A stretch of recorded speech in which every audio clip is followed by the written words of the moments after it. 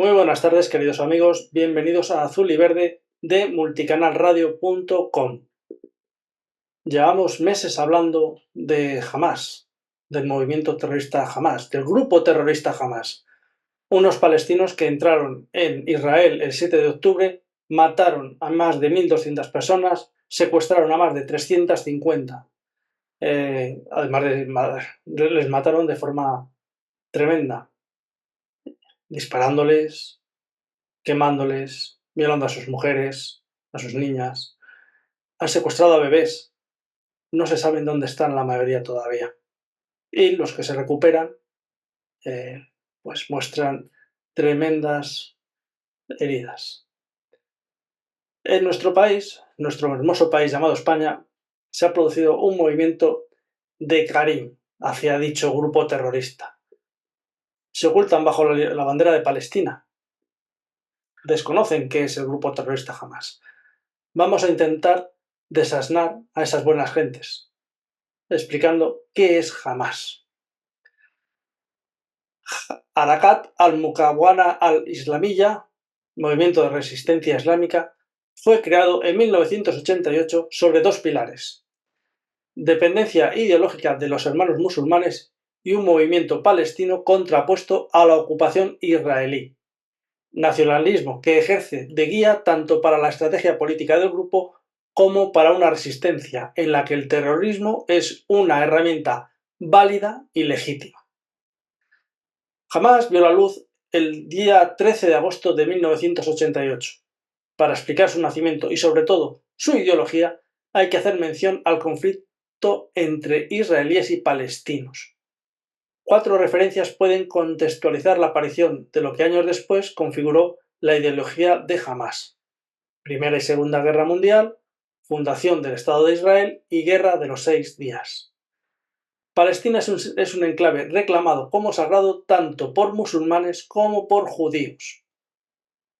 El componente nacionalista árabe y judío afloró con el mandato del Reino Unido, que recibió el encargo de gestionar Palestina de manos de la Sociedad de Naciones, un organismo internacional compuesto inicialmente por 45 países, antecesora de la ONU, cuyos objetivos era mediar entre naciones para evitar conflictos bélicos.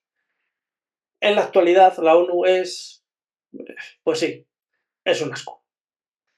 Las promesas que británicos habían hecho tanto a árabes como a judíos durante la guerra fueron incumplidas, generaron un malestar que derivó en tensión, que a su vez tuvo un eco en enfrentamientos armados entre judíos y árabes. El 28 de mayo de 1964 fundaron en Jerusalén la Organización para la Liberación de Palestina, OLP, creada al amparo de la primera reunión del Consejo Nacional de Palestina.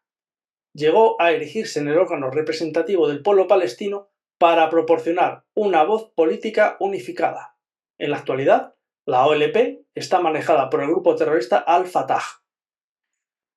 La mecha que acabaría convirtiendo al-Muhammad al-Islami en Hamás fue la primera intifada. La primera intifada estalló en 1987.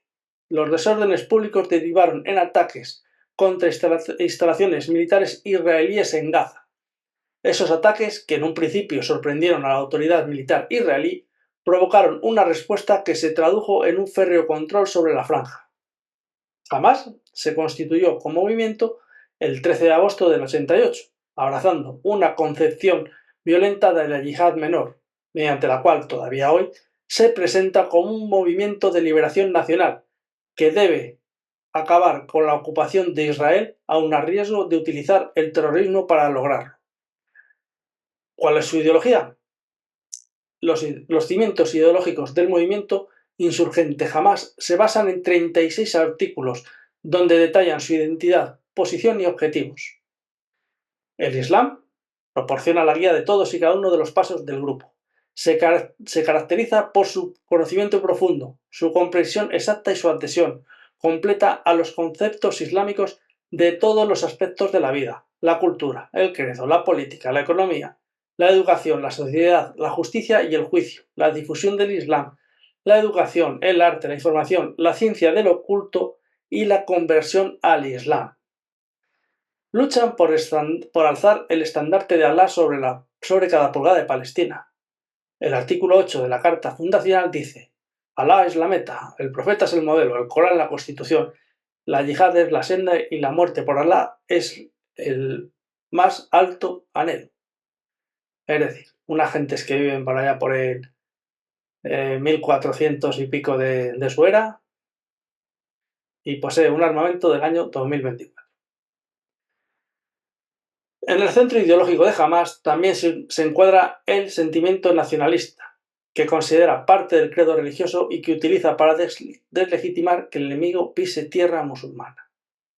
En su artículo 12 consideran el componente violento como una prioridad legítima, literalmente. Resistir al enemigo y eliminarlo pasa a ser el deber individual de todo musulmán, hombre o mujer. Es decir, terroristas.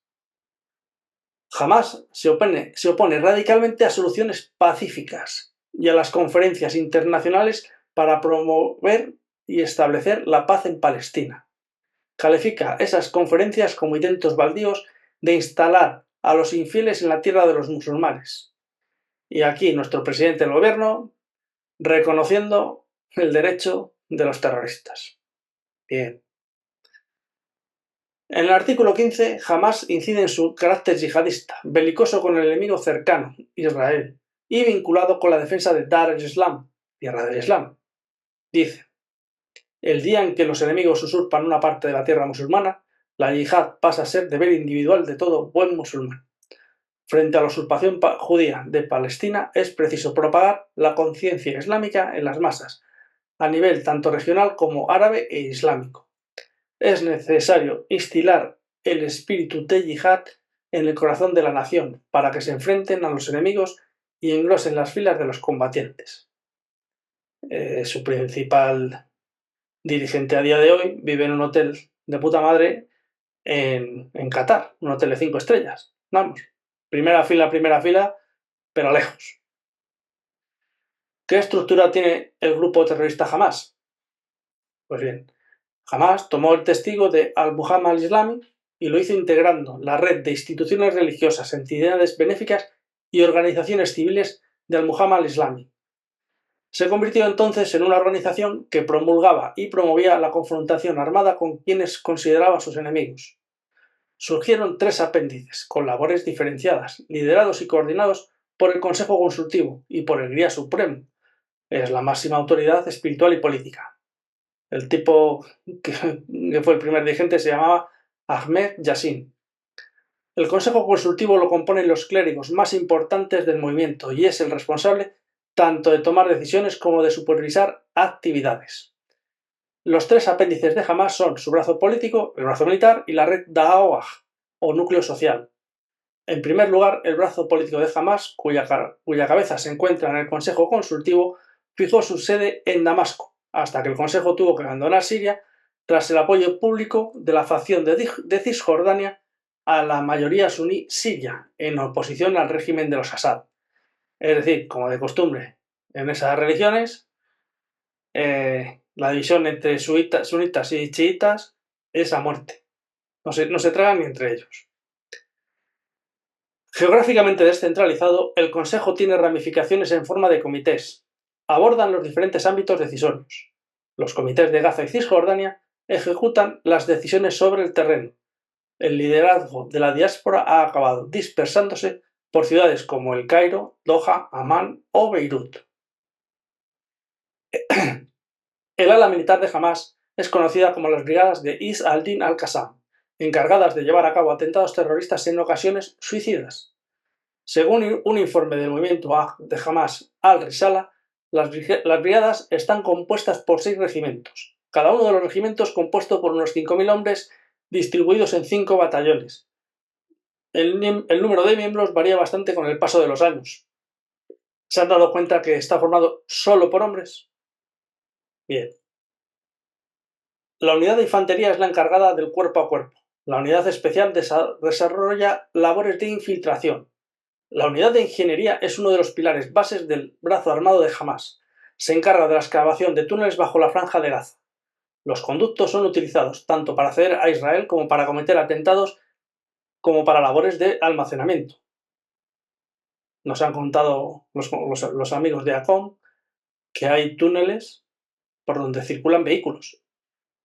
Es decir, están bien construidos, como si fueran el metro que conocemos en Madrid, por ejemplo, en Barcelona.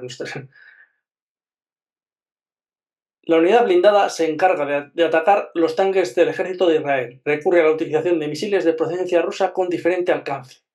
La unidad de defensa aérea es capaz de derribar aviones que vuelen a menos de 4.500 metros. Cuenta con lanzadores al hombro de misiles antiaéreos de baja cota y con guía infrarroja pasiva, capaces de alcanzar blancos a más de 4.000 metros. También disponen de misiles con capacidad de disparo nocturno, que discriminan como fuentes de calor y pueden alcanzar cualquier tipo de blanco aéreo, incluyendo misiles subsónicos y aeronaves no tripuladas que vuelen hasta los 3.500 metros de altitud. La unidad de artillería es la más utilizada por las brigadas durante las guerras. Se encarga del desarrollo y lanzamiento de misiles y la utilización de morteros. Desarrolló los cohetes Qassam y también utiliza cohetes rusos y libaneses. La red Dawah o núcleo social de Hamas es una red no militar integrada en el organigrama de la organización. Abarca asociaciones de beneficencia, mezquitas, instituciones educativas, deportivas o socioculturales con el objetivo de atraer a los palestinos hacia la causa de Hamas, así como financiar la actividad del grupo. La pretensión global es generar apoyo público. En palabras del Servicio de Seguridad de Israel, el Sabat, la actividad desarrollada por la red Dawah es clave en la predicación de la yihad y en la lucha armada contra Israel. Es posible decir que Hamas disemina la yihad entre aquellos que reciben el apoyo desde la infancia hasta la edad adulta. Israel destaca que los campos de verano organizados por la red, además de incluir actividades relacionadas con la religión o el deporte, albergan clases sobre el funcionamiento de armas de diversos tipos, conferencias sobre explosivos y sobre cómo manejarlos. La financiación. La red Dawah de Hamas ha sido definida por el Servicio de Seguridad General de Israel como uno de los elementos centrales de la red de financiación de la insurgencia yihadista en Gaza y Cisjordania. La recaudación de esa financiación no solo se produce en los territorios que Hamas considera ocupados por Israel. El reclutamiento de la mayoría de las fuentes de financiación se está llevando a cabo en el extranjero. Decenas de sociedades benéficas trabajan para Hamas y constituyen una parte de su financiación global. Estas sociedades reúnen fondos anuales que ascienden a millones de dólares destinados a Hamas. Las principales sociedades que operan en el extranjero están ideológica y organizativamente afiliadas a Hamas. Los servicios secretos internos de Israel aseguran además que desde el principio de los 90 Hamas comenzó a establecer de forma gradual y con éxito una red de financiación dispersa en todo el mundo para asegurar un flujo de dinero capaz de financiar su actividad tanto en los territorios como en el extranjero. En Oriente Medio y África nombra a la World Assembly of Muslim Youth, al Comité for the Relief of Palestinian People, the Palestinian People Support Committee, al Manasra de Jordania o a la Humanitarian Relief Foundation de Turquía. En Europa, a la British Charity Palestinian Relief and Development Fund. En Reino Unido, a Le Comité de Beneficence et Secours aux Palestiniens. En Francia, a Sanabil Al-Aqsa en Suecia, al Aqsa Fund en Dinamarca, al Aqsa Fund, a la Isra Foundation en Holanda, al Aqsa Fund en Bélgica, a la Asociación Benéfica de Solidaritat col Popolo Palestinese en Italia. Al margen de la red Dawah y de las diásporas, Hamas recibe donaciones de expatriados palestinos de todo el mundo. Los informes elaborados anualmente por el Departamento de Estados Unidos inciden en que históricamente Hamas ha recibido fondos, armas y entrenamiento de Irán, así como de países del Golfo Pérsico. En el último informe del Departamento de Estado se expuso que pese a los lazos de Hamas con Teherán se habían debilitado a consecuencia de la guerra civil en Siria, aún recibían financiación y apoyo de ese gobierno. Según los expertos, también reciben financiación de países como Turquía. En cuanto a su actividad y capacidad de desestabilización, la red es tildada oficialmente como terrorista por Israel, Estados Unidos, la Unión Europea, Canadá o Egipto. Fíjense, y nosotros reconociendo un estado que no existe. La actividad terrorista de este grupo se ha centrado en los últimos años en el lanzamiento de cohetes a Israel desde la Franja de Gaza, así como en atentados suicidas o en la construcción de túneles desde los que atacar territorio israelí. Hamás también ha buscado atemorizar de la mano de lo que el movimiento bautizó como la intifada de los cuchillos. Tras la oleada de ataques con cuchillos contra judíos y contra miembros de las fuerzas de seguridad de Israel en enclaves como Cisjordania, Jerusalén Este e Israel, el líder de Hamás, Ismail Haniyeh, se pronunció así: confirmo que Gaza apoya la batalla por Jerusalén y por la mezquita del Aqsa, y apoya la bendita intifada a pesar del dolor, el bloqueo y las conspiraciones. Por su parte, el líder de Hamás en Cisjordania, Hamas Youssef, en una entrevista valoró que un palestino de 13 años asesinase a un judío de su misma edad, 13 años, de la siguiente forma: los jóvenes que atacan a los israelíes saben que hay un 100% de posibilidades de morir, pero lo hacen porque defienden al Aqsa, son mártires. Manda cojones, un niño de 13 años es un mártir.